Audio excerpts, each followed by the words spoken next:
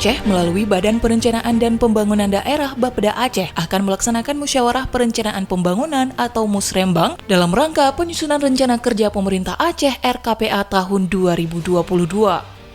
Amanat Undang-Undang Nomor 25 Tahun 2004 tentang Sistem Perencanaan Pembangunan Nasional SPPN yang dilakukan oleh Bapeda ini terus berubah dari waktu ke waktu. Hal ini mengubah pola kerja sehingga apa yang dahulu bisa kini tidak bisa dilakukan lagi. Bapeda Aceh sendiri telah mengalami dinamika yang panjang terkait perencanaan pembangunan Aceh. Bapeda era Majid Ibrahim, dananya sangat terbatas dengan sistem regulasi dan dokumen yang sederhana. Hal ini tentu berbeda dengan masa Ibrahim Hasan dan Syamsuddin Mahmud yang pendanaannya berbasis zonasi. Begitu juga masa berikutnya, yaitu masa otonomi sejak tahun 2008 hingga tahun 2021 ini, dengan UUPA yang didukung dana otsus berbeda pula pola perencanaannya akibat adanya kanun dana otsus. Bahkan perubahan terus terjadi ketika lahirnya e-planning, di mana perencanaan dipisahkan dengan penganggaran sejak tahun 2014. Kini lahir pula e-budgeting atau SIPD yang menuntut integrasi perencanaan dan penganggaran. Siklus perubahan itu mengharuskan menghilangkan semua khayalan kemudahan pengelolaan pembangunan sehingga dapat memastikan semua perencanaan dan penganggaran senantiasa tepat waktu, siap saji, tidak cacat dalam kandungan, bebas temuan, dan lebih utama bermanfaat bagi 5,2 juta rakyat Aceh.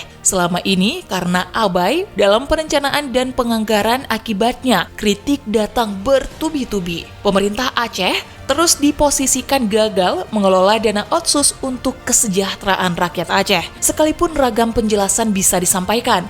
Namun, karena struktur perekonomian Aceh belum kuat yang membuat investasi belum tumbuh, otomatis bukti kesejahteraan belum nyata ada di depan mata. Mau tidak mau, saat ini pemerintah Aceh harus mengakhiri penyakit seharusnya, semestinya, pokoknya atau petamong dile entre tapi ketema.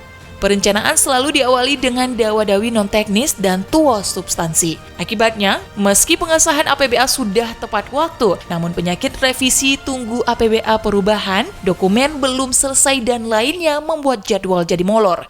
Taktuk terlambat sehingga putus kontrak, yang akhirnya muncul masalah tidak fungsional dan terbengkalai. Mari kita wujudkan perencanaan dan penganggaran sesuai dengan kebutuhan masyarakat, bukan para pejabat. Ini hanya dapat diwujudkan dengan daya dukung yang jelas dan terang, legalitas usulan yang sah dan meyakinkan, serta prioritas sesuai dengan kemampuan yang kita miliki. Kabupaten kota dengan pemerintah Aceh harus satu persepsi mewujudkan hal ini.